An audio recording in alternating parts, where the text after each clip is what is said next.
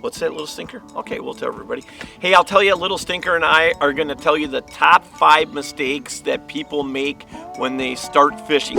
I would say number 1 mistake is that they're using too heavy of line, too big of a hook, high vis line, too big of a bobber, and not hooking the bait properly. So I'll tell you what, everybody, today we went to Walmart and we picked up a rod and reel combo, and let's go through this right here. Now this is, I paid $19.95 for it, so 20 bucks for it, which is, you know, that's pretty cheap when you start talking about a fishing combo. And this is a pretty common thing nowadays when you buy a combo that it has line on there right away.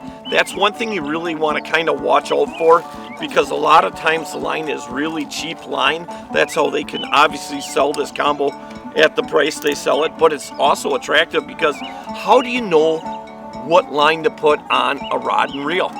If you don't do it all the time, that's totally understandable.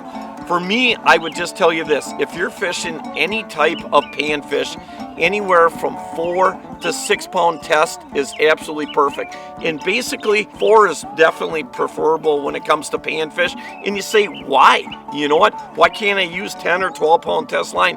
Because what's going to happen is, for one thing, you're not going to be with a small rig like this. You're in a small reel. You're not going to get the distance casting. I'm never worried about them seeing the hook, but definitely line sensitive. Fish are definitely line sensitive. And this is, you can see right here, this is what they call a line keeper right here, and this is a lure keeper right here.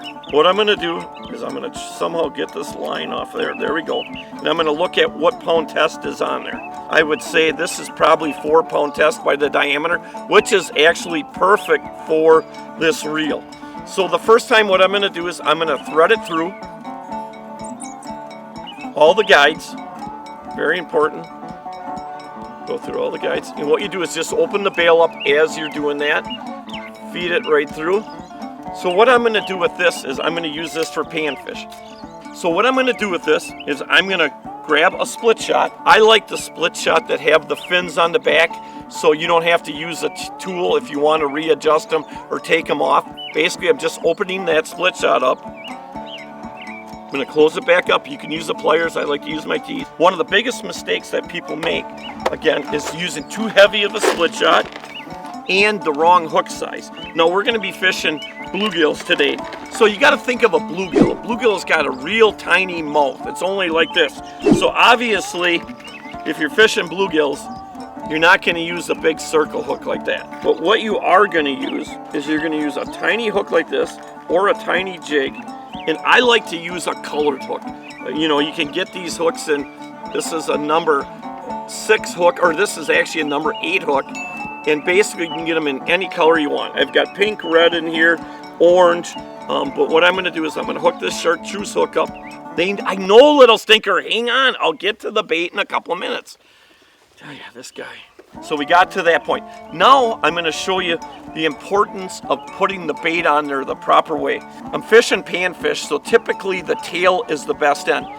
Okay, Little Stinker, I'll tell them why. Why not the head? Okay, well, the head of it, you can see this, I'll use it right now, is real stiff. Okay, you see that, how it hangs?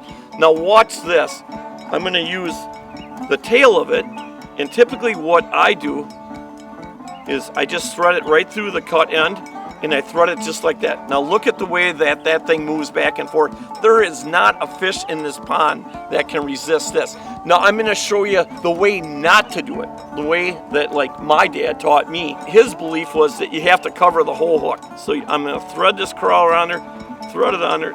Now look at that. You can't really even see the hook anymore on it, but you throw that in there. You know, sometimes fish are going to bite it if they're absolutely starving to death. It's not natural whatsoever. So basically, this is something you don't want to do. Don't worry about the hook. You're going to say, what size bobber should I use? Now, on a small rig like this, small hook, 6 pound test line, I'm going to go with the smallest bobber I can possibly go with. What bobber is better? A round bobber? A bobber that stands straight out? Well, a round bobber is fine. But the problem with the round bobber is that they're visually hard to see, especially if you start casting them at any distance. See how that bobber is actually sinking a little bit? See how it's underneath and going down like that? Now that bobber is too small for that. So what I'm gonna do, you saw that. Now what I'm gonna do is I'm gonna hook another bobber up.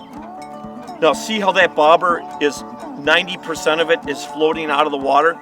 That bobber is way too big for that weight right there. So what I'm gonna do, hope you guys can get a good visual on it. If a bluegill or a perch or something grabs it, it's hardly gonna even move that bobber. There's too much resistance there. So that bobber is way too big.